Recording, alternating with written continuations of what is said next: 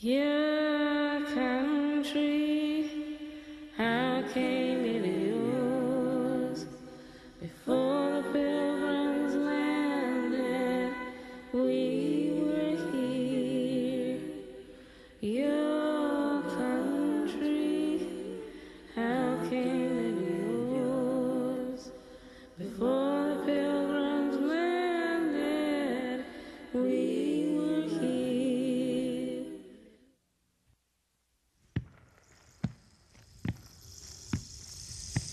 When you make men slaves, you deprive them of half their virtue. You set them, in your own conduct, an example of fraud and cruelty, and compel them to live with you in a state of war. Olauda Equiano, enslaved African.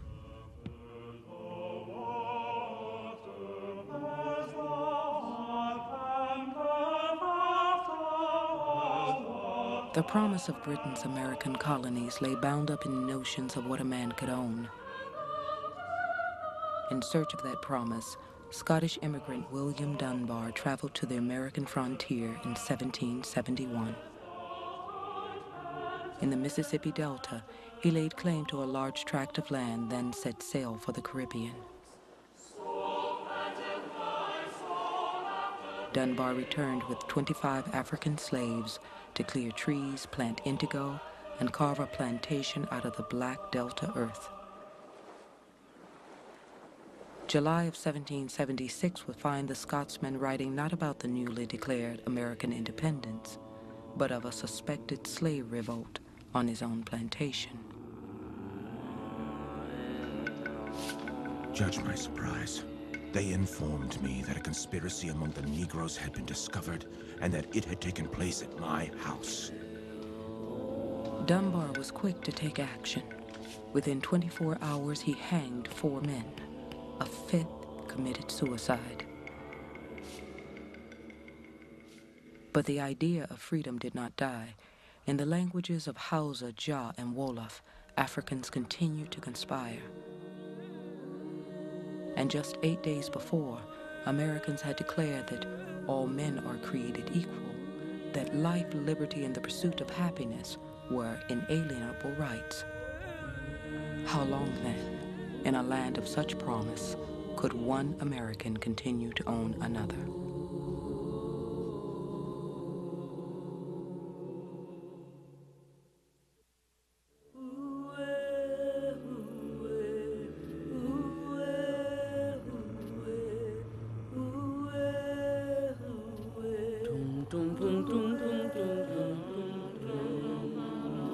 He was born in West Africa. He is buried in a small New England graveyard. On one side of the Atlantic Ocean, his name was Brotier. On the other, he was known as Venture Smith. He was brought to the colonies as a child. Prideful, headstrong, he was an individual of immense size and strength, a slave who was not easily controlled.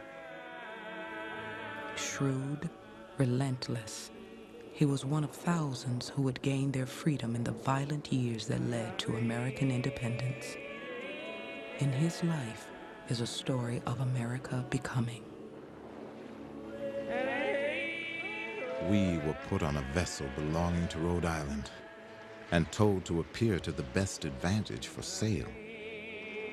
On board, I was bought by one Robertson Mumford for 4 gallons of rum and a piece of calico cloth, and called Venture, on account of him having purchased me with his own private venture. Thus, I came by my name, Venture Smith. Venture Smith was one of 86,000 people who traveled to North America in the 1730s. Nearly 41,000 were Africans, brought to the colonies as slaves. They were to be slaves for life, as were their children and their children's children. During those same years, 45,000 Europeans made the journey in search of opportunity. Most were poor. They paid for their passage with 5 to 7 years of unpaid labor in the colonies. It was a hard bargain, but people came. The American colonies develop as an area of opportunity. You were not confined by who your grandfather was, who your father was, what their trades were. You could become whatever it was you chose to be, whatever your talents allowed you to be. But that notion of opportunity is premised on an unconfined freedom that in fact does not exist for the entire population, that exists for only a part of the population. By the late 1730s, 1 out of every 6 people living in the colonies was a slave. While less than a quarter of the white population owned slaves, the African trade created an economy that gave rise to other flourishing industries in the North: shipbuilding, iron foundries, sawmills, rum distilleries, and sail making. And among the well-to-do families of the South, slave labor was a way of life that began at the cradle and ended at the grave.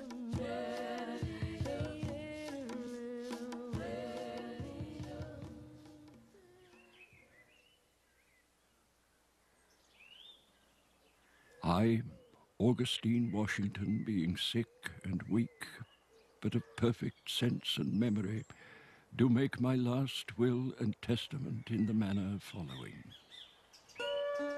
I give unto my son Lawrence Washington and his heirs forever all that plantation and tract of land at Huntington Creek, all the slaves, cattle, and stock of all kinds whatsoever. I give unto my daughter Betty a Negro child named Betty, daughter of Judy. I give unto my son George Washington and his heirs the land I now live on, which I purchased, and 10 Negro slaves. In the name of God, amen. Well, Washington, from the time he was 11 years old, owned human beings. And it's something that he grew up with, certainly. And it all revolved in his family, as most families in the Chesapeake, around agriculture and the labor required to grow large quantities of tobacco, which is a very labor-intensive crop. So from a very early age, Washington was surrounded by slaves. His parents owned slaves. His grandparents had been slave owners. His older brothers were slave owners. Slave owning was common in the northern neck of Virginia where Washington grew up. It was just an accustomed part of life.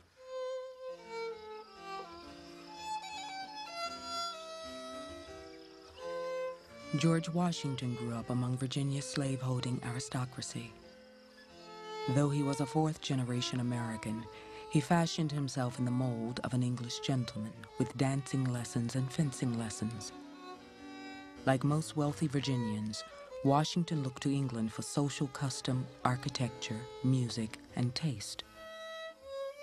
The book he studied most was Rules of Civility and Decent Behavior in Company and Conversation, a self-improvement manual compiled for 16th century noblemen. But 3,000 miles of ocean separated the colonies from Britain, and Americans were moving towards an identity that was all their own. Ambitious men like Washington's father had married into wealth, bought slaves, cleared the land, and farmed it for profit. Their sons would do the same.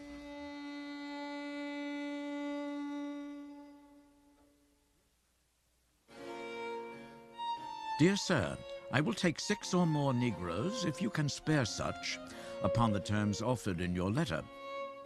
If you agree to it and will appoint a time, I would send for them, relying on your word that the whole are healthy and none of them addicted to running away. The latter I abominate, and unhealthy Negroes, women, or children would not suit my purpose on any terms. George Washington.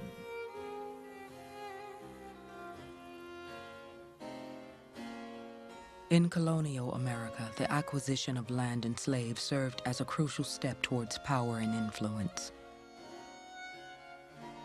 Only men of property held the right to vote. They were the statesmen, they were the magistrates. Wives and daughters were expected to live under the authority of a male head of household. It was a society in which everyone, free or unfree, was expected to know his place.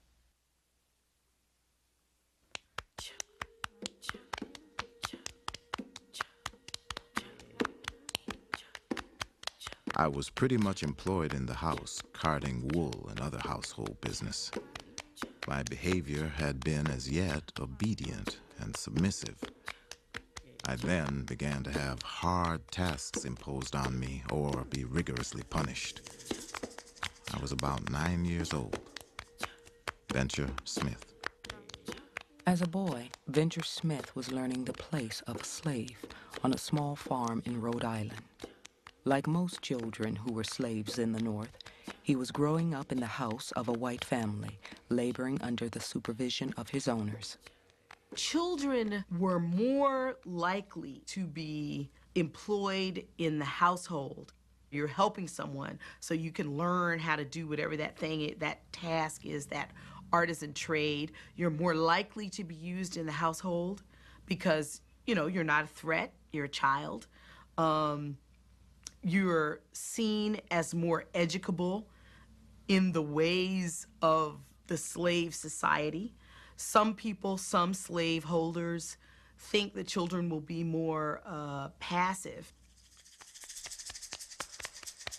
As he came into his teens, Venture grew large for his age, a boy in a man's body. At 6'1" and upwards of 230 pounds, he began to test those who tried to control him. My master's son, James, would come to me, big with authority, and order me to do this business and that business different from what my master had directed. These burdens were very grievous to me.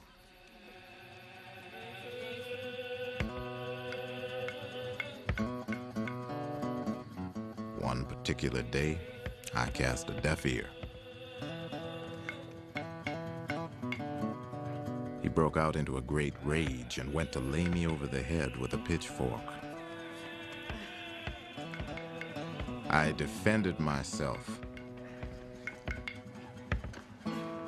Otherwise, he might have murdered me in his outrage.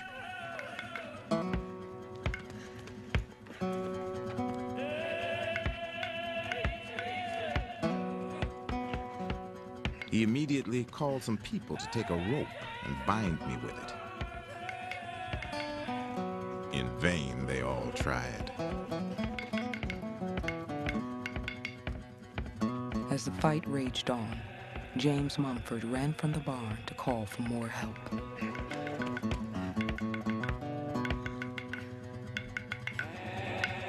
As I recovered my temper, I was bound and was carried before my young master that he might do what he pleased with me. A whip was fashioned from the branches of a nearby peach tree and brought to his would-be young master. But James Mumford dared not raise his hand to Venture again. The whip was never used. We have innumerable examples of slaveholders making protestations about a particular slave not behaving, recognizing the personality of the individuals who are enslaved. They do have their own minds. They will exercise their own wills. Although the individual exercise of their own minds, the individual exercise of their own wills, does not release them from that social stratum that slavery has imposed, that the society has imposed by declaring those persons to be slaves. Keep a step and venture. Keep a step and venture. Keep a step and venture. In 1750, Venture turned 22 and married a woman named Meg. Tradition has it that on the occasion of their marriage, a rope was thrown over their master's house. Venture pulled at one end while Meg pulled at the other. After both had tugged for a while, Meg joined Venture and together they pulled the rope over with ease. "If we pull in life against each other, we shall fail," he said.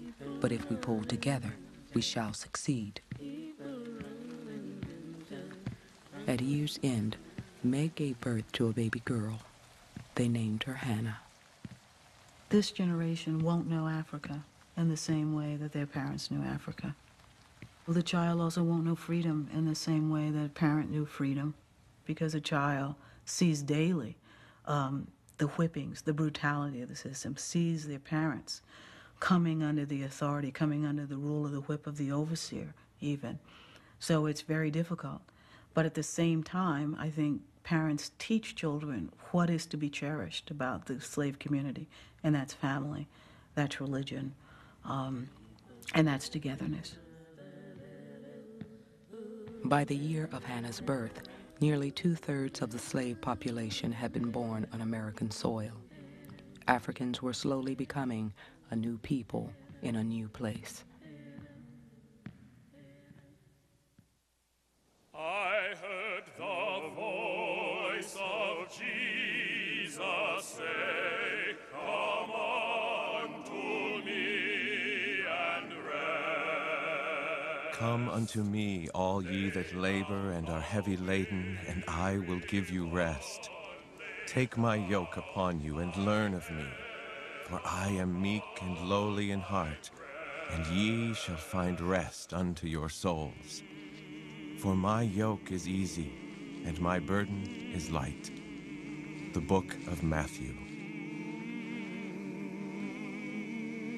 During the middle of the 18th century, a movement of white evangelical ministers made their way through Virginia, the Carolinas, Georgia, and parts of New England. Their sermons were a direct challenge to an established religious order in which God spoke only through a priest, a bishop, or a church official. These traveling ministers sought to remove Christianity from the elevated hands of the clergy and place it in the hearts and minds of farmhands, laborers, and servants. This was not a distant, faraway God in some kind of institutional church, but it was a God, said the evangelicals, involved in the daily lives of people, involved in every thought and every deed of your life. Themes of tyranny, slavery, and spiritual communion struck a chord in poor whites and slaves alike. Thousands flocked to hear the new gospel, and the movement became known as the Great Awakening. There'd never been anything like it. Here's a meeting of 3,000 people out in a field, blacks and whites together, listening to a preacher who says, here in my message and here in my story is a new life for you. Here's a new chance for you. Here's a God who has your interest at heart. Here's a God who may deliver you.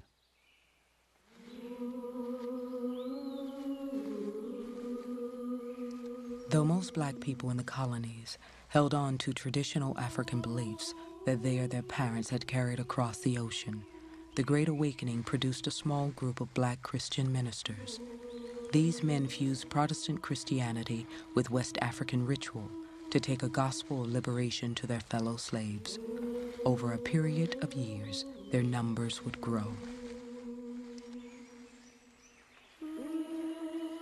I lived a bad life and had no serious thought about my soul. I saw myself as a mass of sin. I was sin. I could not read and had no scriptures. Then I heard Brother George Leal, a man of my own color, preach. His sermon was very suitable on, "Come unto me, all ye that labor, and I will give you rest." Indeed, his whole discourse seemed for me. David George. Slaveholders were very weary of missionaries going amongst the Africans and baptizing them, because for Africans, that represented a rite of passage, a transition. Something had to change. The renowned Presbyterian minister Samuel Davies sought to calm slaveholders' anxieties by stating that there was never a good Christian yet who was a bad servant. But talk of natural rights and spiritual fellowship would charge people to step forward and question authority. One such confrontation occurred in 1752 in the kitchen of a small Rhode Island farmhouse. It was an argument between a white woman and her slaves.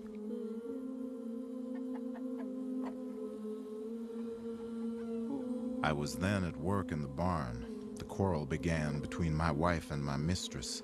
This happened when my master was gone. When I entered the house, I found my mistress in a violent passion with my wife. Venture Smith. Many people, whether they were black or white, whether they were rich or poor, were questioning the limits of authority. So Venture's wife is living during this era in which questioning is more possible than at some other times. What we see here is an argument between the mistress and a slave, and one might say, well, what could they be arguing about? Clearly, the mistress says, do so, and the slave meekly, humbly does so. Well, that was not the case. I earnestly requested my wife to beg pardon of her mistress for the sake of peace.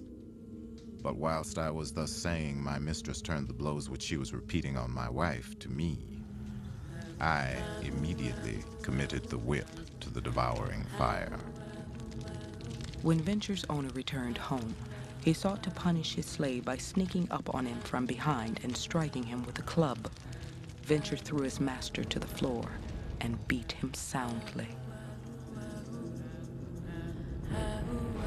The town constable was summoned and Venture was taken to a blacksmith shop where he was fitted for a pair of iron shackles. I continued to wear the chain peaceably for 2 or 3 days. Not anyone said much to me, until one Hempstead miner of Stonington asked me if I would live with him and that in return he would give me a good chance to gain my freedom. I said that I would. Selling a slave off is a major form of control. One person might say, I know I can't control this person, so I'm going to sell that to, Joe Smith next door because he's bigger, he's stronger, he's more willing to be brutal, he's whatever it is. I can sort of basically cash out. I can get my money out of the situation and leave the problematic issue of controlling this person to someone else.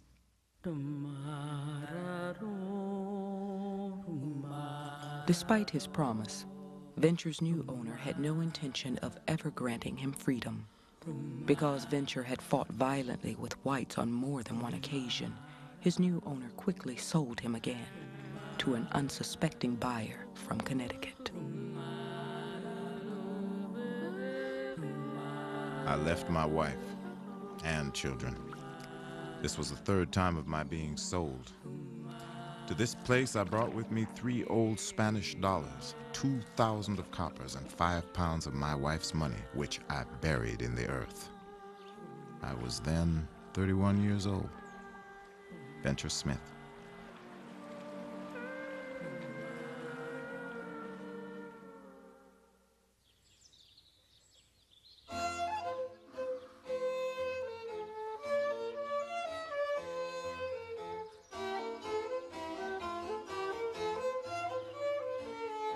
A plantation with 70 slaves on it is esteemed as good property.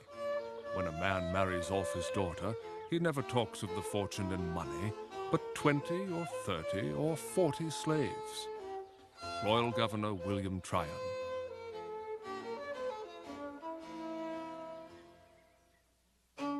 On her wedding day, a woman in the colonies could expect to relinquish control of any property that she owned to her husband. At the time of her second marriage, Martha Dandridge Custis was rumored to be the wealthiest widow in Virginia. Her intended was a military hero with a promising career in politics. The two had spent fewer than 3 weeks together in all of their lives. On a bitterly cold day in January of 1759, Martha Dandridge Custis and George Washington were wed. Washington was an up-and-coming member of the Virginia aristocracy. He was not a terribly wealthy planter aristocrat, but an individual who certainly had the potential for being a wealthy planter. So he'd made a name for himself, but he never had that kind of money that this marriage brought to him. The average planter owned 2 or 3 slaves and farmed 200 acres of tobacco. With his marriage to Martha Custis, Washington increased his slave holdings 9 times over, adding 286 slaves to the 30 he already owned. In addition, he gained control of 17,000 acres of farmland, placing him among the 10 wealthiest planters in Virginia. It was a fortune he guarded closely.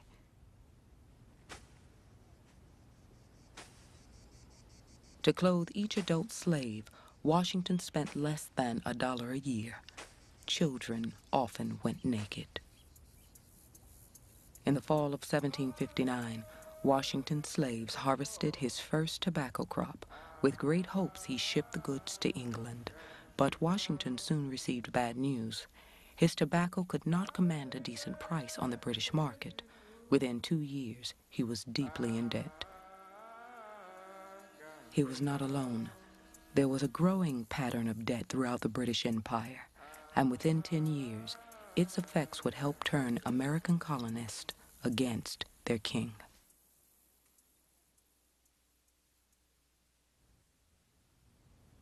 In March of 1765, Parliament passed the Stamp Act. It was the first direct tax levied against the colonies. British politicians reasoned that Americans had grown prosperous under the king's protection. Now, it was time to pay the crown back. Colonists protested violently and refused to buy the government stamps. In New York, a howling mob attacked the British fort and forced the officer in charge to burn the stamped paper. In Boston, the stamp distributor was hanged in effigy. The houses of tax collectors were pillaged and destroyed. In Charleston, a city that was 60% black, white tradesmen took to the streets with a cry of liberty, liberty. Black men and women gathered publicly and began to shout liberty, liberty themselves. Frightened city officials called for armed patrols throughout the province. If you're a black resident in Charleston, seeing the Sons of Liberty march down Broad Street with flags that say liberty, liberty across them, and, you can identify with that, you can relate to that, you can see that as an opening through which you can push your desire for liberty as well. The year of the Stamp Act, Venture bought himself out of slavery. He paid his master 71 pounds and 2 shillings, the cost of roughly 4,000 acres of land. It was a rare achievement for a slave anywhere.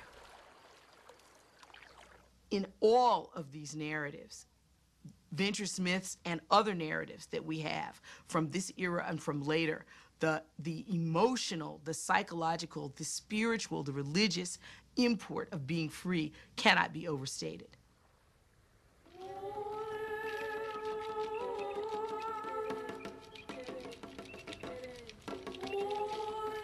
Being 36 years old, I left Colonel Smith once more for all. I had already been sold 3 different times, had been cheated out of a large sum of money, lost much by misfortunes, and paid an enormous sum for my freedom.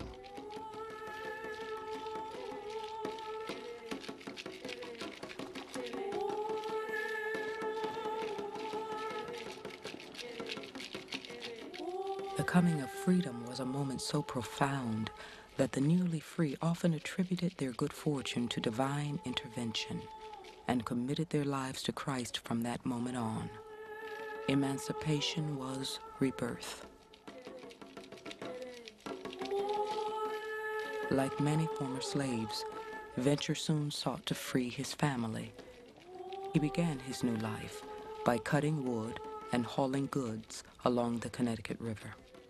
They're hearing around them all the time ideas about freedom and liberty and equality, because this is the revolutionary era in American life. So their own individual freedom begins to parallel this larger national rhetoric of freedom that leads to the establishment of the United States. So for people, particularly in New England, particularly in this era, they see their freedom as linked to the freedom of the nation.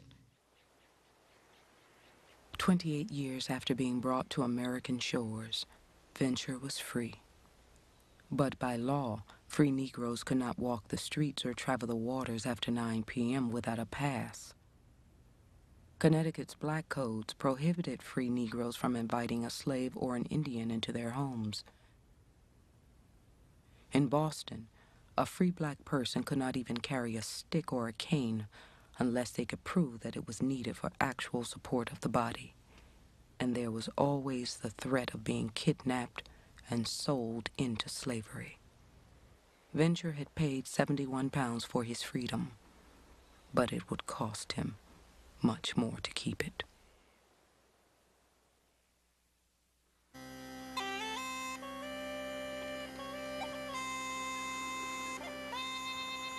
In the years following the Stamp Act, colonists resisted nearly every tax that the Crown imposed. In 1768, a British fleet dropped anchor in Boston Harbor. 4,000 troops came ashore to enforce English law. In March of 1770, occupying British troops shot and killed 5 men during a confrontation in the streets of Boston. The first to fall was a runaway slave named Crispus Attucks. A former dock worker who was known for not being afraid of a fight, Attucks was shot twice through the chest and died on the spot. Samuel Adams, a savvy pamphleteer, seized upon the killings to turn his fellow colonists against the Crown. Throughout the colonies, March 5th, 1770 came to be known as the Boston Massacre. These men became instant martyrs in the revolutionary movement. These people were eulogized year after year on the anniversary, and the terms in which they were utilized became more and more sympathetic to them. These were noble men, it came out. They were fathers and sons. Not one of them was married. They were all bachelors. They had no children, but all of the orphans that were left from them, this became a cause célèbre. I speak it with grief. I speak it with anguish. Britons are our oppressors. I speak it with shame. I speak it with indignation. We are slaves. Josiah Quincy, Boston, Massachusetts. Quite naturally, the real slaves are going to pick up on this. And as a reaction to that, African Americans began to protest themselves and began to assess, as they have always done, a situation that might be an opportunity for liberty. There will be petition after petition to the Massachusetts Colonial Assembly, and then later to the Continental Congress, petitions sent by African slaves themselves, saying that we are demanding that you give us the same kind of freedom that you are demanding from England. The humble petition of many slaves living in the town of Boston is this. We expect great things from men who have made such a noble stand against the designs of their fellow men to enslave them. We have no property. We have no city, no country. The divine spirit of freedom seems to fire every humane breast on the continent.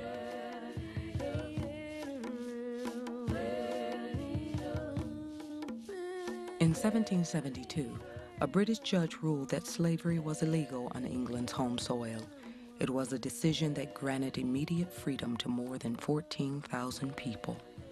Though the ruling did not apply to the British colonies, it was a spark of hope for Black Americans. Word of that court decision filters very quickly to North America. And we have runaway ads in the Virginia Gazette saying, "My slave disappeared last week. heading for the coast, hoping to get on a ship to England where he can establish his freedom. That's how far word had spread. The following year, a London publisher released a book by a 20-year-old American poet named Phyllis Wheatley. She had been born in Africa and abducted into slavery during her childhood. She was purchased as a house servant by a Boston family who taught her to read and write while introducing her to the Bible. Phyllis learned English quickly and soon advanced to Latin and Greek. Her owners took great pride in her. They spoke of their Phyllis as if she were one of the family, and they invited the leading intellectuals of Boston to come and meet this most unusual slave. It can be very confusing, talking about human beings, the humor, the acts of kindness that we know slaves had for particular owners, and we know that particular owners had for groups of slaves. What's most important, however, is the big picture. Did ever any of those acts or instances of kindness change the thinking of a slave to make him or her accept their collective bondage and enslavement? Should you, my lord, while you pursue my song, wonder from whence my love of freedom sprung, whence flow these wishes for the common good, by feeling hearts alone best understood? I, young in life, by seeming cruel fate, was snatched from Afric's fancy happy seat. What pain excruciating must molest, what sorrows labor in my parents' breast. Steeled was that soul, and by no misery moved, that from a father seized his babe beloved. Such was my case. And can I then but pray others may never feel tyrannic sway? The publication of her book made Wheatley a literary sensation, but it did not make her free. On the eve of the American Revolution, she was one of 500,000 slaves living in the colonies.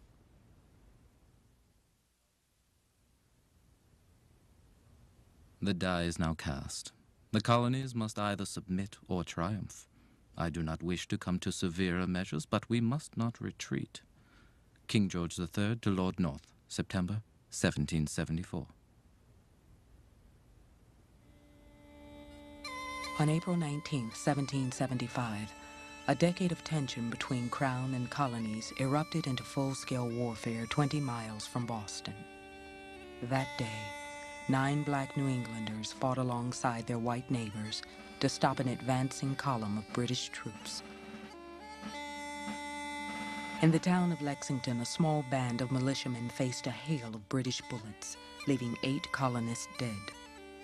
The news traveled quickly. At the town of Concord, Americans stopped the British advance. And on the road back to Boston, nearly 2,000 Americans ambushed the British soldiers. Hundreds were killed and wounded, and the American Revolution had begun. The colonists still looked upon themselves as colonists, as Englishmen who lived in America. So there was a great deal of attachment to one's particular province, and no real attachment at this point to a notion of a United States or even united colonies. In June of 1775, colonial leaders named George Washington to command the army that was rapidly forming on the outskirts of Boston. As a Virginian, it was hoped that he would inspire Southerners to fight in a New England war. As a rich man, it was thought that his willingness to risk life and limb might serve as an example to others. Washington guessed that the conflict would be short, 6 months at the most. Colonial leaders wanted to secure their rights as Englishmen, but they had no intention of leaving the British Empire. We must assert our rights, or submit to every imposition that shall make us tame and abject slaves, as the blacks which we rule over with such arbitrary sway. George Washington. As Washington inspected his troops, he was surprised to find that slaves and free black men had mustered in among the white American soldiers outside of Boston. Within weeks after taking command, Washington ruled against recruiting slaves under any conditions. On the subject of free black soldiers, he was undecided.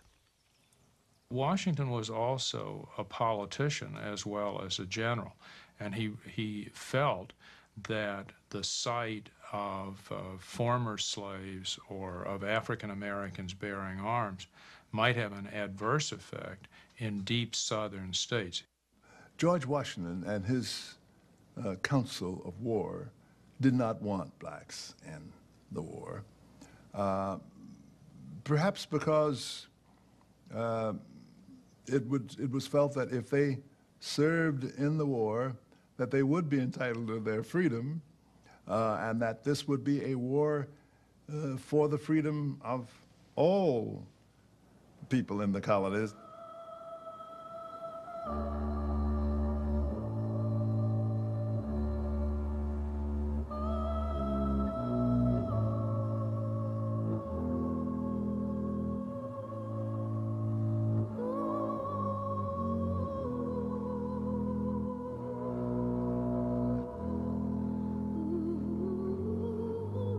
In every human breast, God has implanted a principle which we call love of freedom.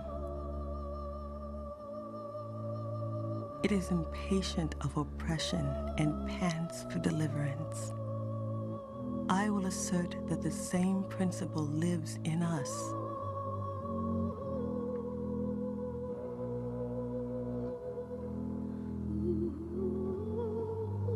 God grant deliverance.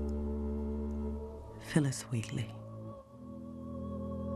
In October of 1775, George Washington ordered his recruiting officers to bar black Americans, slave or free, from further enlistment in the Continental Army. The Americans would have to find manpower elsewhere.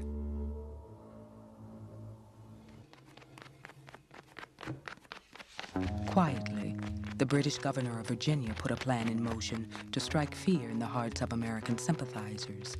His strategy was to incite an enemy from within their midst. This enemy worked in their shops, lived in their homes, and put their children to bed. The British governor, Lord Dunmore, hints to his barber that he might free the slaves if it comes to that. He's leaking a rumor to send a message to white planters, but also to send a message to black slaves to test the water. Lo and behold, 24 hours later, there are half a dozen African Americans at the back door of the, I don't know if it's the back door or the front door. They show up at the mansion in Williamsburg to say, we're ready. You know, if we can fight for our freedom, we'll do it, if we can join. Within 6 months, in the fall of 1775, Dunmore actually issues a formal proclamation to that effect.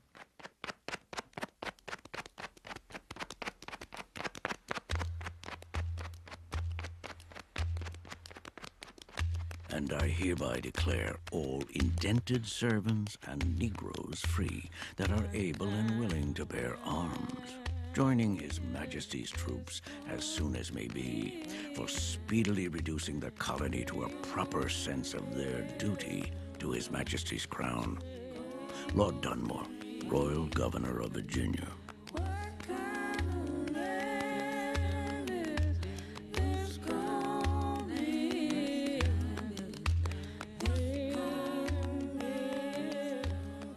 As a liberation fever traveled throughout Virginia and beyond, black mothers named their newborn babies Dunmore.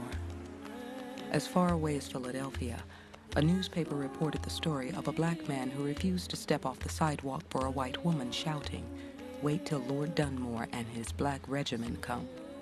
Slaves in the colonies, it seemed, would soon have their day.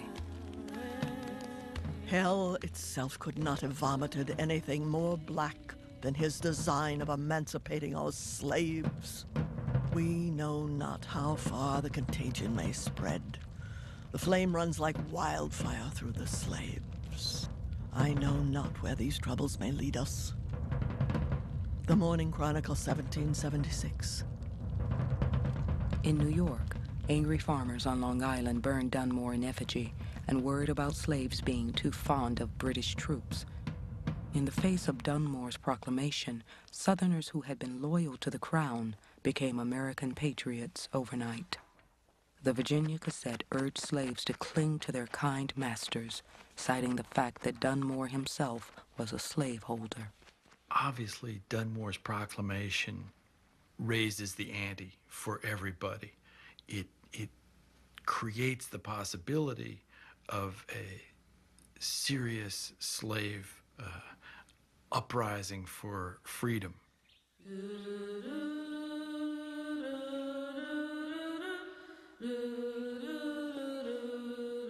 Hundreds of slaves left their masters to join the British ranks. Those who reached Dunmore were made royal soldiers in what he called his Ethiopian regiment.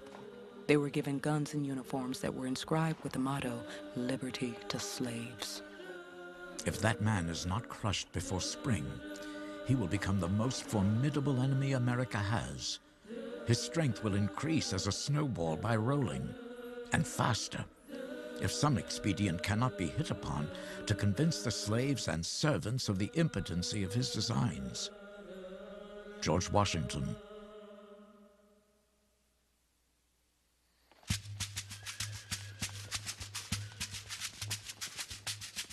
Across the colonies, restrictions were tightened on meetings of servants, slaves, and free blacks.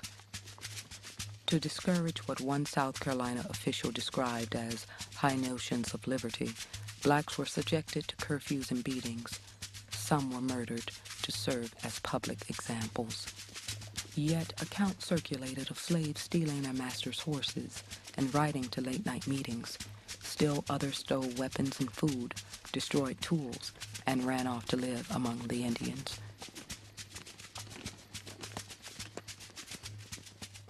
African Americans don't sit idly by while the whites are murdering and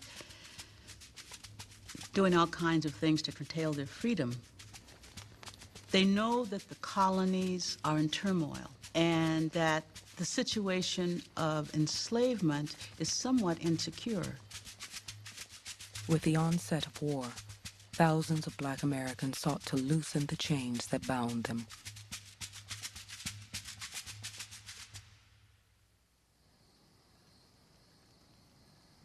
When the American War was coming on, the ministers were not allowed to come amongst us, lest they should furnish us with too much knowledge.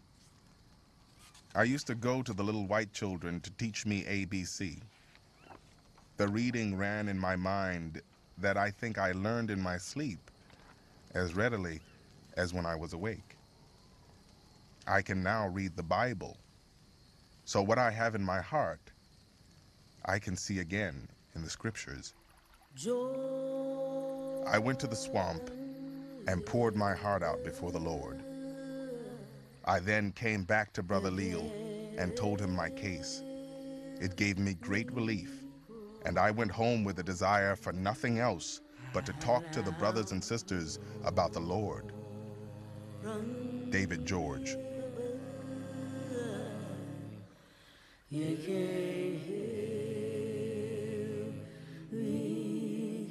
By 1775, David George was preaching in Silver Bluff, South Carolina. Despite laws against assembly, Christian conversion was beginning to take hold in the lives of enslaved women and men as never before. The Lord Jesus, the same night in which he was betrayed, took bread, and when he had given thanks, he broke it and said, "Take, eat. This is my body which is broken for you. Do this in remembrance of me." In little over 10 years' time, black Christians in Savannah, Georgia, would establish the first African Baptist church, a place of their own to meet and worship. It was the first black Baptist church in America. Many among them were the daughters and sons of those who had come from Africa. Most of their parents had rejected Christianity, but they would choose differently. They can relate to Daniel in the lion's den. They can relate to Moses and this crossing the river into a promised land, because in their own experience of life, they are in a wilderness and in this bondage, and life, liberty, joy are within reach.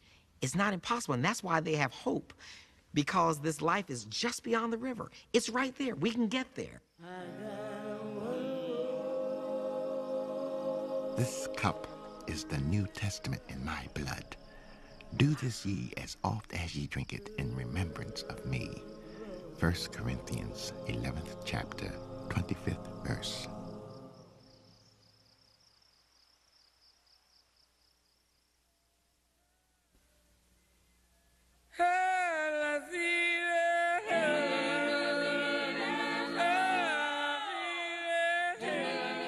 On April 6, 1776, the Continental Congress called for a wartime halt to the slave trade. Their motives were largely economic, but the political implications were clear. If this were to be a war for the rights of man, the slave trade should play no part. I wish most sincerely there was not a slave in the province.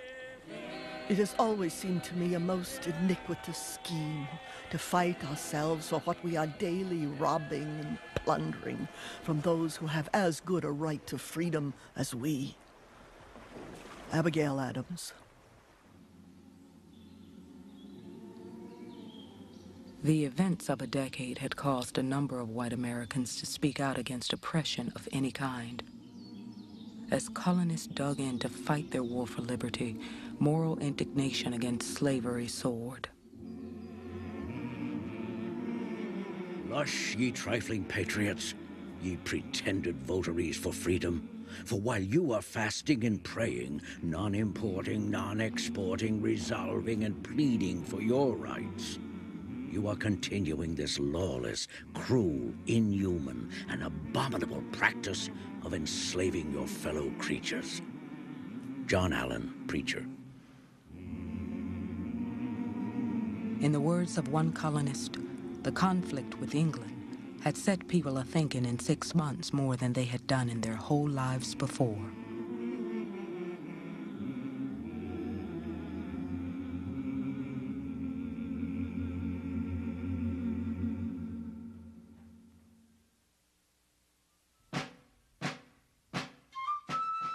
When, in the course of human events, it becomes necessary for one people to dissolve the political bonds which have connected them with another. On July 4th of 1776, the colonies published a formal declaration of their independence from Britain. In it, they railed against George III and the English monarchy. They stated a belief that government should represent the people and not a king. Their reasoning was forceful and eloquent, and at the heart of their argument lay the assertion that all men are created equal. And in just a few words, it captures the essence: inalienable rights. Rights not given to you by the state, but given to you by God. We hold these truths to be self-evident. In other words, you don't have to prove them. It's self-evident. Why is it self-evident? It came from God. They're inalienable. Government secures them. Remarkable document, but didn't apply to black folks.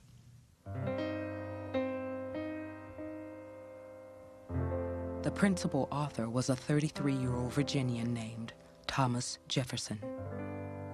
He was a wealthy aristocrat who possessed a tireless intellect. As a student of politics, Jefferson sought to define a distinctly American view of freedom. He borrowed from ancient Greek democracy, Roman republicanism, and English doctrines of individual rights to shape what would become this new American ideal. Yet, at the time he wrote the Declaration, Thomas Jefferson held title to 202 human beings as his own personal property. While he wrote the very words, "All men are created equal," a slave named Bob Hemmings waited nearby to attend to Jefferson's every need. Thomas Jefferson kept slaves.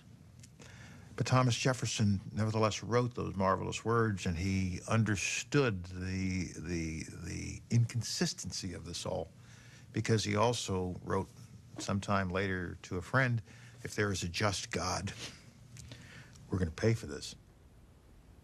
With his pen, Jefferson helped create the intellectual foundation of American liberty. Through his slave dealings, he would violate those principles almost every day of his life.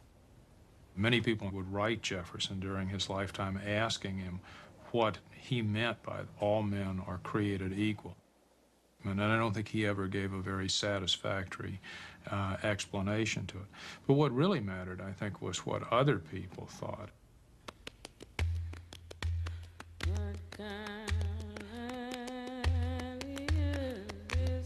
From what authority do our masters assume the power to dispose of our lives? Freedom is the inherent right of the human species. We feel the dignity of human nature. We feel the passions and desires of other men. Give us an opportunity of evincing to the world our love of freedom by exerting ourselves in the cause of the country in which we ourselves have been so injuriously oppressed. For the sake of injured liberty, for the sake of justice and the rights of mankind, may the name of slave be heard no more in a land gloriously contending for the sweets of freedom. Signed, Natives of Africa, now detained in slavery. It's almost as if the first principles of the Declaration of Independence were not only natural rights, but they were like natural resources. They were like precious ore. They were like clean air you could breathe. And now they were written up in a formal document that said these belong to all men, that they're inalienable. They belong to everybody. George Washington learned of the Declaration on July 9, 1776. He assembled his troops on an open parade ground to hear the document read aloud. His hope was that the notion of independence would inspire his men to fight on. Within a year and a half, hundreds of those men would desert him. The pay was low, infectious disease was rampant, and a large number of poor whites still did not see this conflict as their revolution.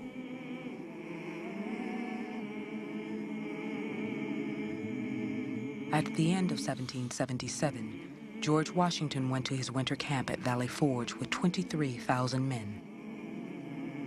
By March, only 18,000 remained. In early 1778, a reluctant but desperate Washington endorsed a plan to raise a regiment of free blacks and slaves in Rhode Island.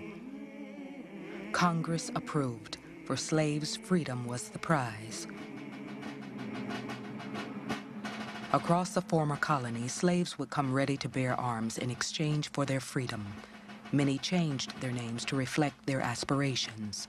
Pomp Liberty, Dick Freedom, Jupiter Free, Jeffrey Liberty. In all, some 5,000 black soldiers would serve alongside whites in America's Army and Navy. For a slave to suddenly be promised freedom, you would be given a uniform, you would be given rations, you would be reasonably well fed and well cared for, and you would be part of something greater than a plantation existence. You were part of a national effort. And so it was uplifting in so many ways. It took you out of this horrible situation you were in. It put you at a different level of abstraction. It gave you a purpose in life. You're serving something. That something was a nation that might not be serving you in the proper way, but nevertheless, you can make a contribution to the future. My wife and children were yet in bondage to Mr. Thomas Stanton. I pursued various methods to redeem my family. In 4 years, I cut several thousand cords of wood, I raised watermelons, and performed many other singular labors. Venture Smith. In the years after his emancipation, Venture and Meg Smith pooled any money they could earn towards the freedom of their children. I shunned all kinds of luxuries. I bought nothing that I absolutely did not want. At 40 years of age, I purchased Solomon and Cuff, 2 sons of mine for $200 each. The rest of my money I laid out in land. At a time when a free black person could expect little protection under the law, Venture sought to undergird his freedom with land and laborers. Here in Connecticut, he built the foundation for his family's home. But before he freed his wife, before he freed his daughter, Venture entered into a bargain with the first of several slaves.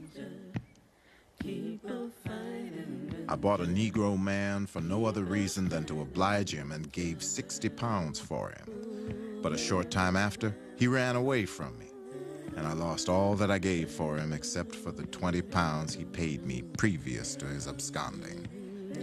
Venture Smith. In seeking to acquire more labor, he purchases slaves. He attests to treating them very well, and then also attests to surprise when they get up and leave him seeking their own freedom.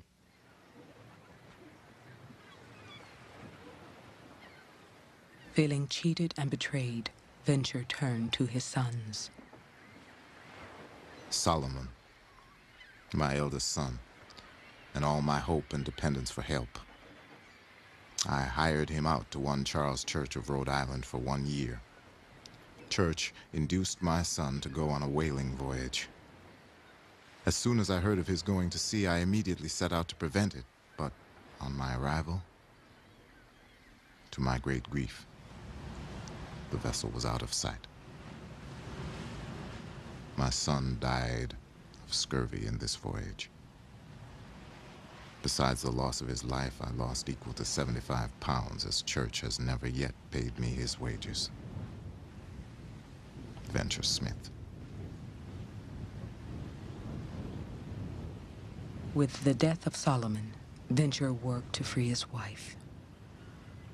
I purchased my wife, and thereby prevented having another child to buy, as she was then pregnant. I gave 40 pounds for her. Soon after her emancipation, Meg Smith gave birth to their 4th child, a boy. This baby marked a new beginning for Venture and Meg. This baby was free. In a gesture of remembrance, they named him Solomon, after the son they had lost at sea.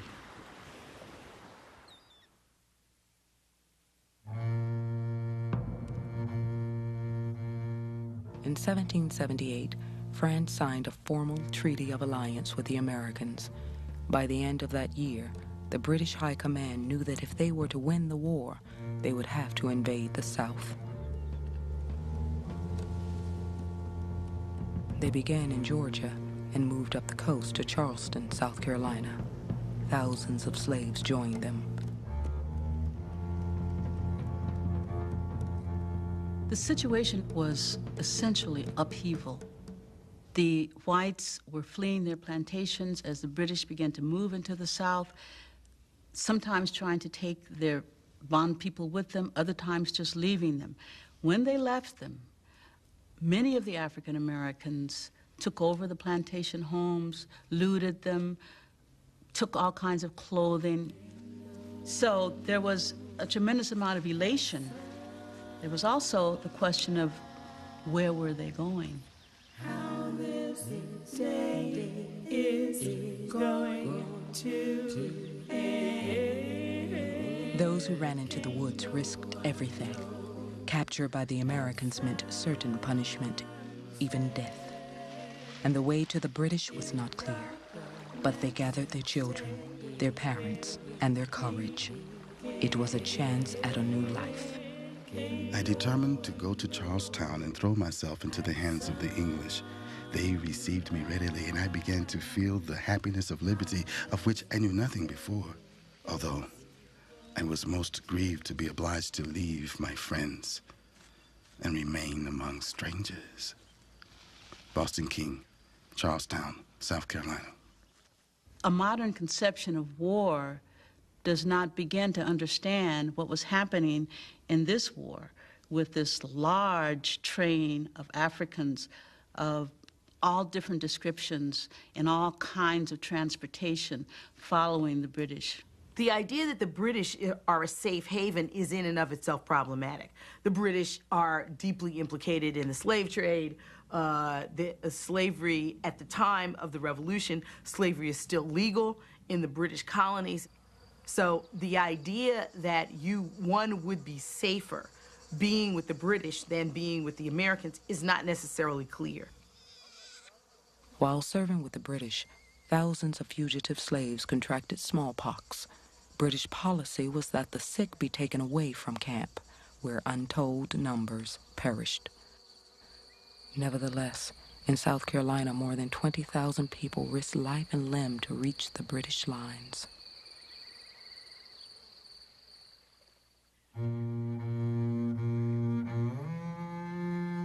In the spring of 1781, a small British fleet made its way up the Potomac River and dropped anchor in the waters off George Washington's estate.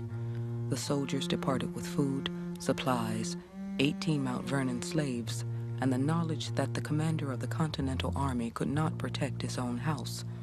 The British Army had wreaked havoc in the South, but their string of victories was coming to an end.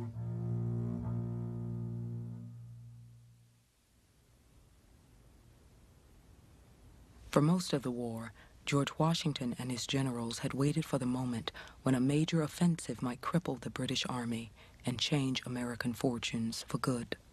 That moment came in the fall of 1781 at a small Virginia tobacco port, Yorktown.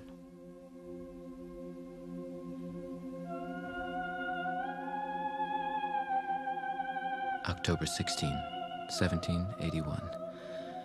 Today there was stupendous cannonading on both sides. During these 24 hours, 3,600 shots were counted from the enemy, which they fired at the town, our line, and the ships in the harbor. The bombs hit many inhabitants and Negroes of the city. One saw men lying nearly everywhere whose heads, arms, and legs had been shot off. Johann Conrad Dula, soldier with the British forces, Yorktown, Virginia.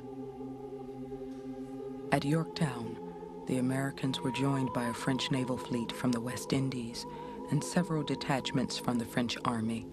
For days, warships bombarded the British army with constant cannon fire. As food and medical supplies began to run low in the British ranks, hundreds of black refugees were driven from their camp. Half-starved men and women hid in the woods, caught between the winning and losing armies. We had used them to good advantage and set them free, and now with fear and trembling, they had to face the reward of their cruel masters. Johann Ewald, soldier with the British forces, Yorktown, Virginia.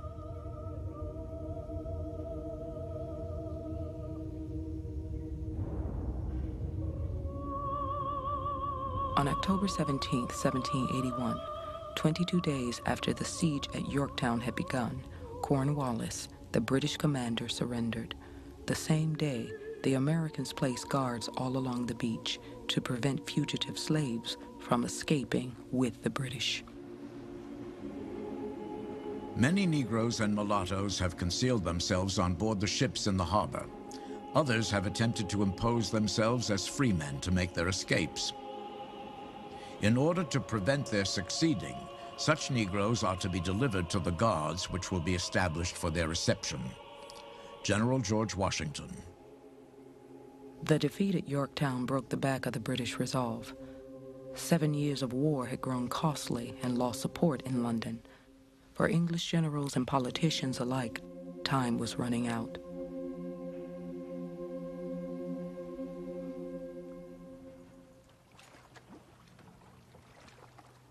For more than a year, as the British retreated across the South, escaped slaves followed the ground forces and crowded into seaports.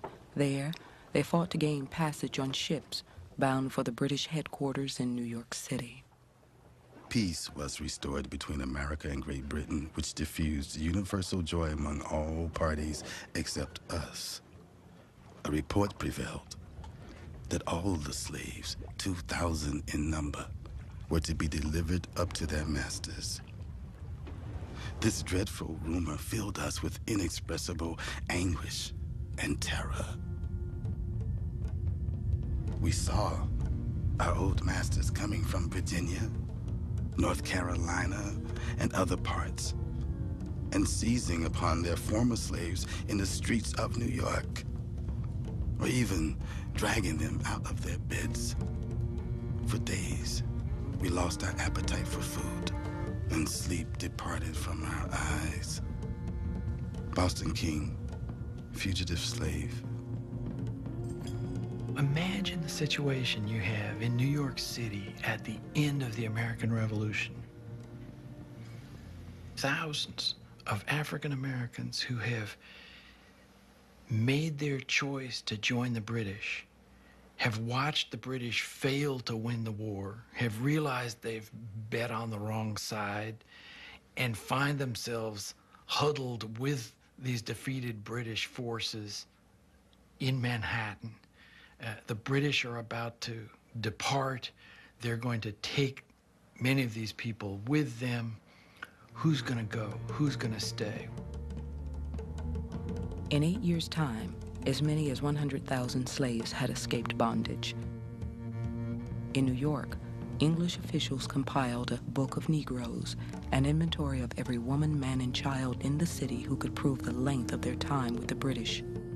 3,000 names are recorded in all. 6,000 former slaves boarded British ships in Charleston. Another 4,000 gained passage at the port of Savannah.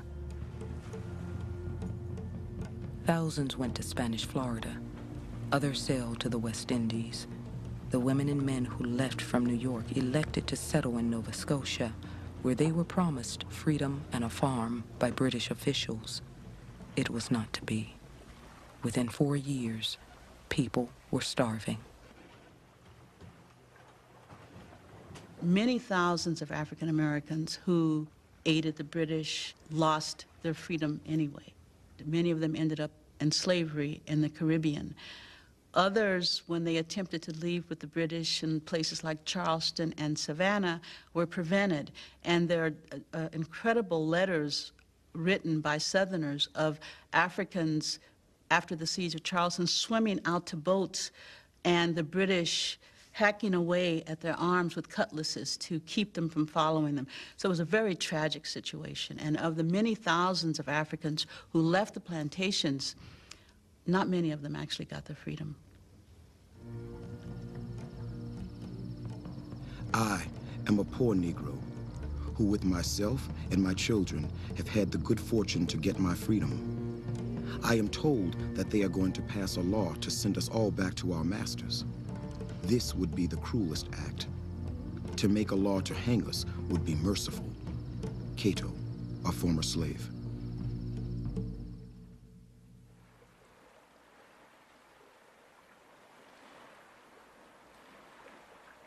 The years following the war were times of unrest and uncertainty. Slave owners in the Deep South sought to recover wartime losses by importing African slaves at an ever-increasing rate. Angry war veterans protested in public for moratoriums on their debts and equal distribution of the land. Individual states took up arms against each other in border disputes, and there was constant speculation about splitting the new nation up into 13 separate countries. In 1787, representatives from 12 of the 13 states met in Philadelphia, Pennsylvania, for a constitutional convention. They were there to restore order to a nation in turmoil. George Washington was summoned from his Virginia plantation to preside over the convention. By the end of the Revolution, Washington is the revolution to a lot of people. He has an enormous amount of pride in the revolution and knows that it is far from being complete, knows from his study of history that very easily a counter-revolution could take place and they would lose all they had fought for.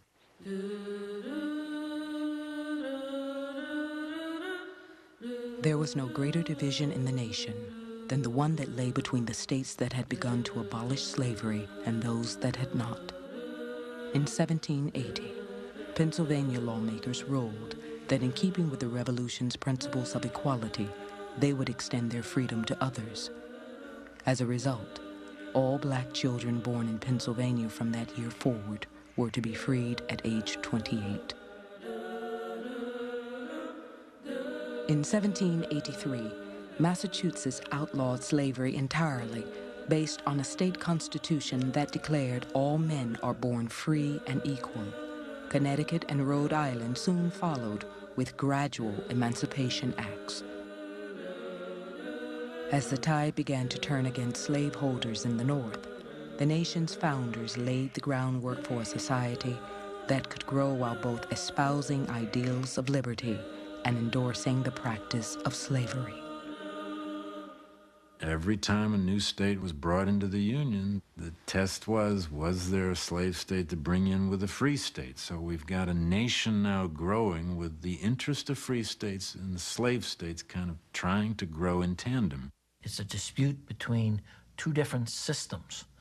One system of slavery, based upon slavery, and the other system based upon free labor. And so virtually every issue that was discussed in the Constitutional Convention had an impact from slavery. Delegates voiced great concern over the protection of individual liberties and personal property. For Southern delegates, one of the most important liberties was the right to own slaves. While they wanted a federal government that would protect their rights, they did not want a governing body that would emancipate their slaves. The problem with the libertarian ideology of the entire revolutionary and constitutional period is this notion that the pursuit of happiness is tied to property. So even though Thomas Jefferson is able to say all men are created equal and endowed by their creator with inalienable rights, these rights include the right of property. As strongly as people might adhere to the notion of liberty and freedom, they adhere just as strongly to the notion of property.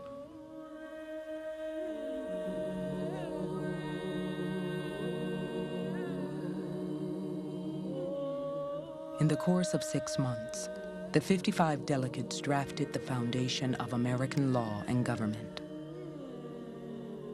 Neither the word slave nor slavery appear in the Constitution, but the fate of enslaved men, women, and children was carefully inscribed within its pages. The U.S. Constitution prevented Congress from voting to end the African slave trade for a minimum of 20 years. Free states were required by law to return fugitives to the slave states, and slave states were permitted to count 3/5 of their slave population in determining the number of representatives they would send to Congress. Slaveholders won an enormous political victory. Owning slaves would be part of the American freedom, and in the process, a union was forged.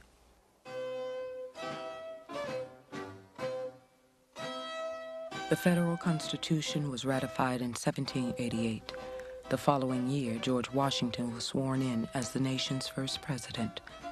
During the course of his 2 administrations, Washington, like a growing number of Americans, began to feel that slavery was evil and an unsound economic system for the future.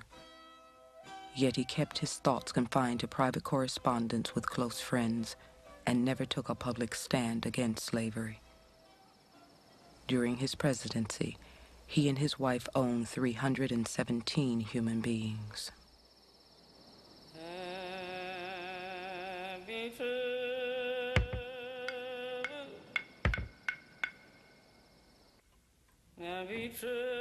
Upon the decease of my wife, it is my will and desire that all the slaves which I hold in my own right shall receive their freedom. In his final will, George Washington stipulated that upon his wife's death, the 125 slaves that he owned outright would be free. His wife's slaves would be parceled out to her heirs according to the terms of her will.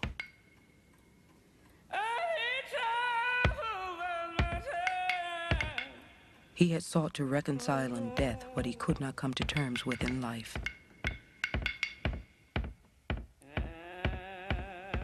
On a cold December night in 1799, George Washington died.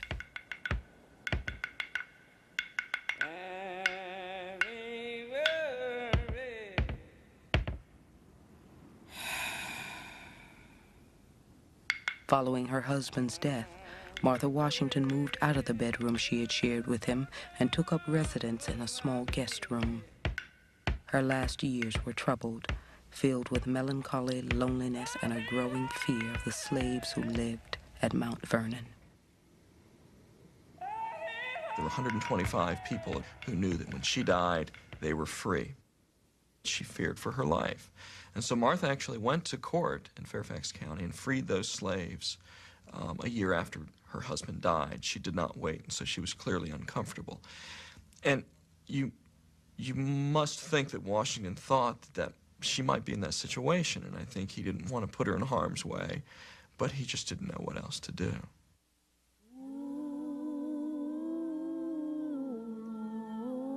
I am bowed down with age and hardship. While I am now looking to the grave as my home, I have many consolations. Meg, the wife of my youth, whom I married for love, is still alive.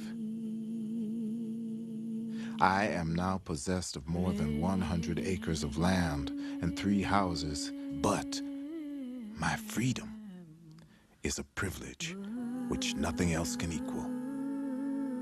Venture Smith.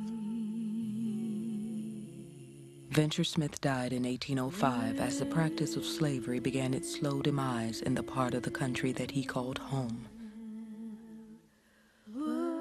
The census of 1800 recorded the presence of over 100,000 free black people living in the United States. By contrast, there were 800,000 slaves. America had won its war, but for black Americans, the revolution would remain a fight unfinished.